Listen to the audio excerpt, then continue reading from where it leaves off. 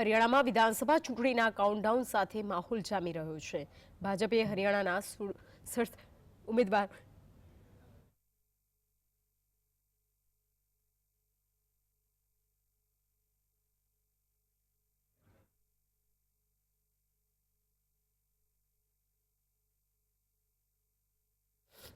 ભાજપે હરિયાણામાં 67 ઉમેદવારોની યાદી જાહેર કરી છે, જેમાં મુખ્યમંત્રી સૈની લાડવા બેઠકની ચૂંટણી લડશે।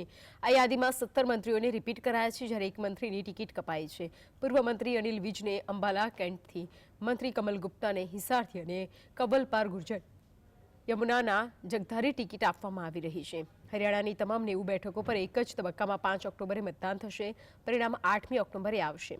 2019ની વિધાનસભા ચૂંટણીમાં ભાજપ અને જનનાયક જનતા પાર્ટીના ગઠબંધને રાજ્યમાં સરકાર બનાવી હતી। બે ટર્મથી હરિયાણામાં ભાજપ સત્તામાં છે। વર્ષ 2014માં ભાજપે બહુમતી સાથે સરકાર બનાવી અને મનોહરલાલ ખટ્ટરને મુખ્યમંત્રી બનાવ્યા। તો 2019ની વિધાનસભા ચૂંટણીમાં ભાજપ બહુમતીથી જીતી ચૂક્યું। ભાજપે 10 બેઠકો જીતનાર કિંગ મેકર જેજેપી સાથે ગઠબંધનની સરકાર બનાવી। મનોહરલાલ ખટ્ટરના મુખ્યમંત્રી અને દુષ્યંત ચૌટાલા ડેપ્યુટી સીએમ બન્યા હતા। જો કે આ વર્ષે લોકસભા ચૂંટણીમાં સીટોની વહેંચણીનો પેચ ફસાતા ભાજપ અને જેજેપીનું ગઠબંધન તૂટી ગયું।